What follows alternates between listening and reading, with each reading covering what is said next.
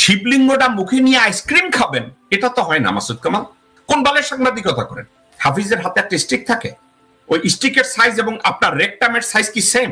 নাকি আপনি মনে করেন স্টিকের সাইজটা একটু মোটা, আপনার রেকটাম ছিঁড়া যাইব ওইটা হইলে? এরকম একটা বিদেশি নাগরিককে আমাদের প্রতিরক্ষা মন্ত্রণালয়ের গুরুত্বপূর্ণ ব্যক্তি হিসেবে নিয়োগ দেওয়া আমাদের জাতীয় স্বার্থের জন্য কি স্বাভাবিক? এটা কি প্রত্যাশিত? আমরা কেমনটা চাইব? ওনাকে জাতীয় নিরাপত্তা উপদেষ্টা, ভারতে যেটা মিস্টার অজিত দোভাল, খুব পাওয়ারফুল। কিন্তু অজিত দোভালকে দেখে আপনারা বুঝবেন এটা কত বড় একটা পদ। সেই পদে আমাদের জাতীয় নিরাপত্তা উপদেষ্টা দায়িত্ব পালন করছেন একজন আমেরিকান নাগরিক। এটা কিভাবে সম্ভব এবং এটা কেন সম্ভব? মাসুদ কামাল, আপনার এই কথাটাকে আমি ভদ্রভাবে যদি রিবাট করি, আমি দর্শকবৃন্দ আপনাদের সামনে প্রথমে আমি একটা সাবজেক্টে বলতে চাই যেটা অত্যন্ত রিলেভেন্ট। এই খলিলুর রহমান সাহেব আসলে কে? খলিলুর রহমানের পোর্টফোলিও কি, তার যোগ্যতা কি? মাসুদ কামাল সাহেব, একটা কথা আপনাকে আমি বলি, এই লোকটা যেসব ইউনিভার্সিটিতে লেখাপড়া করছে এবং যেসব জায়গায় চাকরি করছে এবং যেসব পজিশনে হোল্ড করছে এবং সাকসেসফুলি তার রেসপন্সিবিলিটি ফুলফিল করছে, আপনি ওনার সমসাময়িক শিক্ষাগত যোগ্যতা এবং অভিজ্ঞতার পাশাপাশি আপনি কম্পেয়ার করে একজন মানুষকে আপনি যদি বাংলাদেশে খুঁজেন, এ ধরনের কয়জন মানুষ মাসুদ কামাল সাহেব আপনি খুঁজে বের করতে পারবেন? মাসুদ কামাল সাহেব, আপনাকে আমি ঠান্ডা মাথায় একটা কথা বলি। ডক্টর নেলসন ম্যান্ডেলা যখন সাউথ আফ্রিকার উনি গভর্নমেন্ট ফর্ম করলেন, আফ্রিকান ন্যাশনাল কংগ্রেস, উনি মন্ত্রী পরিষদ গঠনের সময় এবং ওনার কান্ট্রির পলিসিকে ডিফারেন্ট ওয়েতে ডাইভার্সিফিকেশনের জন্য উনি বিদেশি অনেক নাগরিককে, বিদেশিদের, আপনি শুনলে একটু অবাক হবেন কিন্তু মাসুদ কামাল, আপনি কি জানেন থাবো এমবিকে তখন ব্রিটিশ সিটিজেন ছিলেন? আপনি জানেন? এবং আপনি কি আরো জানেন অনেক যোগ্য নেতা যারা অ্যাপার্থাইডের সময় বিভিন্ন দেশে নাগরিক ছিল, বিভিন্ন দেশে লেখাপড়া করেছে, আপনি তাদের, নেলসন ম্যান্ডেলা সবাইকে আফ্রিকায় ওয়েলকাম করেছে একটা কারণের জন্য, রিবিল্ড দ্য কান্ট্রি। যাকে যেখানে ডেকেছে তাকে সেখানে সেট আপ করেছে। মাসুদ কামাল সাহেব, I wish that doctor Khalilur রহমানের মতো লোক বাংলাদেশের দরজা খুললেই পাওয়া যায়। আই উইশ ওনার যোগ্যতাটা আপনার আছে। আই উইশ ওনার এই যোগ্যতাটা আরো 10 জন মানুষের আছে এবং তাদের চরিত্র খলিলুর রহমানের চেয়েও ভালো, এবং তারা জীবনে আল্লাহ প্রদত্ত কাজ ছাড়া জীবনে আর কিচ্ছু করে নাই। I wish. কিন্তু in a practical sense, do you have anybody in your mind? আপনি আপনার কেউ কে আছে যে আপনি খলিলুর রহমান সাহেবের মতো সঠিক যোগ্যতা সম্পন্ন একজন মানুষ আপনি ওখানে দাঁড় করাবেন? রোহিঙ্গা ক্রাইসিসে উনাকে কেন এনভয় করছে আপনি জানেন তো?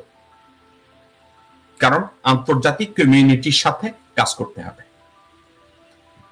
ওখানে ডক্টর খলিলের চেয়ে যোগ্য মানুষ ডক্টর ইউনূস খুঁজে পান নাই। কেন পান নাই জানেন? জাতিসংঘে উনি যে রেসপন্সিবিলিটিটা পালন করেছে, বিভিন্ন দেশের সাথে ওনার পিআর অলরেডি আছে, ওনার কমিউনিকেশন অলরেডি আছে, ওনার হোমওয়ার্ক অলরেডি করা আছে, ওনার বেসিক সব জানা আছে কোথায় কোন বাটন টিপতে হবে। ডক্টর মোহাম্মদ ইউনূস চিন্তা করেছে এই লোকটাকে দিয়েই আমি কাজ করাবো। এখন এই লোকটা বিদেশি নাগরিক, এই জন্য তার রিসোর্স আমরা ব্যবহার করতে পারবো না। তাহলে তো নেলসন ম্যান্ডেলা থাবো এমবিকিরে ডে 1 লাথি মেরে বাইর করে দেওয়ার দরকার ছিল, তুমি তো দেয় নাই। ব্রাজিলের প্রেসিডেন্ট আলবার্টো সান্টোস ডে লুলা আমেরিকার এবং কানাডার আর বিভিন্ন দেশের নাগরিকদের স্পেশালি ইনভাইট করে তাদেরকে দায়িত্ব দিয়েছে দ্যাট বিল্ড ব্রাজিল। চেক রিপাবলিকের প্রেসিডেন্ট ভাক্লাভ হাভেল বিদেশি অ্যাডভাইজারদের কন্টিনিউয়াসলি ডেকেছে, আসুন we are going to offer you citizenship. তাদেরকে দিয়ে কাজ করিয়েছে। এখন মাসুদ কামাল, আমার একটা সমস্যা আছে। ডক্টর মোহাম্মদ ইউনূসের জন্য বাই ফোর্স পিছন থেকে জেনারেল ওয়াকার যে প্রতিরক্ষা উপদেষ্টা দিয়েছে লেফটেন্যান্ট জেনারেল হাফিজ, আপনি তো তার কোনোদিন সমালোচনা করেন নাই। জেনারেল হাফিজ একজন খুনি, তার শালীর সাথে কুমিল্লা ক্যান্টনমেন্টে কেউ লটর পটর করতে গেছে, ওই লোকটাকে মেরে তার ডেড বডিটা চট্টগ্রাম ঢাকা মহাসড়কের পাশে ফালাই রাখছিল জেনারেল হাফিজ। এটা নিয়ে তো কথা বলেন নাই। এই জেনারেল হাফিজ ডিউরিং হাসিনাস রেজিম সে দিল্লিতে 3 থেকে 4টা মিটিং এ অংশগ্রহণ করছে এবং সে একজন রয়ের ওত নেওয়া লোক। আপনি তাকে নিয়ে তো কোনো কথা বলেন নাই মাসুদ কামাল, একবারও কথা বলেন নাই। কেন? হাফিজের হাতে একটা স্টিক থাকে, ওই স্টিকের সাইজ এবং আপনার রেকটামের সাইজ কি সেম? নাকি আপনি মনে করেন স্টিকের সাইজটা একটু মোটা, আপনার রেকটাম ছিঁড়া যাইব ওইটা হইলে, এর জন্য হাফিজের বিরুদ্ধে কথা বলা যাবে না? তারেক সিদ্দিকী যখন বাংলাদেশে একজন অযোগ্য জেনারেল হিসাবে পরিচিত, তারেক সিদ্দিকী যে ভারতের দ্বৈত নাগরিক, এটা কি আপনি জানেন? না জানলে কেন জানেন না? আমি এখানে বসে ডকুমেন্টারি এভিডেন্স সহ আমি যদি জানি, আপনি কেন জানেন না? কোন বালের সাংবাদিকতা করেন? কই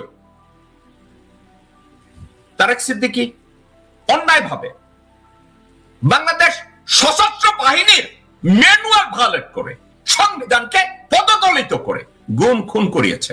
কই আপনি তো কোনোদিন এটা নিয়ে কথা বলেন নাই। মাসুদ কামাল কেন বলেন নাই? হাফিজকে নিয়ে এখনো কেন কথা বলছেন না? আপনি খলিল সাহেব কোন সময় এক খুনের সাথে জড়িত ছিল, কোন একটা দুর্নীতির সাথে জড়িত ছিল, ভালো, আপনি সমালোচনা করেছেন, ফাইন। কিন্তু এই আপনি যদি খলিল বাংলাদেশে কোনো অন্যায় করে থাকে এবং ওই অন্যায়তে খলিলুর রহমানের যদি বিচার হওয়া দরকার হয়, জুডিশিয়ারি সেটা দেখো, তার বিরুদ্ধে মামলা হোক এবং let's allow Khalilur Rahman to face that investigation. সেক্ষেত্রে আপনার মতো একজন সাংবাদিক, ধরে নিলাম আপনি একজন দায়িত্ববান সাংবাদিক, তো দায়িত্ববান সাংবাদিক হলে আপনি খলিলুর রহমান আর ইউনূসরে ধইরা যেখানে পাইবেন ওইখানে নাস্তানাবুদ করবেন, কিন্তু জেনারেল ওয়াকারের লাডির ডরে, ভাই তারেক সিদ্দিকের লাডির ডরে, জেনারেল হাফিজের লাডির ডরে আপনি শিবলিঙ্গটা মুখে নিয়ে আইসক্রিম খাবেন, এটা তো হয় না মাসুদ কামাল। আপনি বলছেন না কেউ কোনো প্রতিবাদ করে না, আপনার সাথেও কেউ যায় না। আপনাকে আমি এই মুহূর্তে ইনভাইট করলাম আমার সাথে, বাই দ্য ওয়ে আমার সাথে আপনি আসবেন, গালি দেব না, সম্মানের সাথে যুক্তির, I will apply logic against logic, information against information, কোনো গালিগালাজ হবে না। অথবা I dare you, invite me to your show.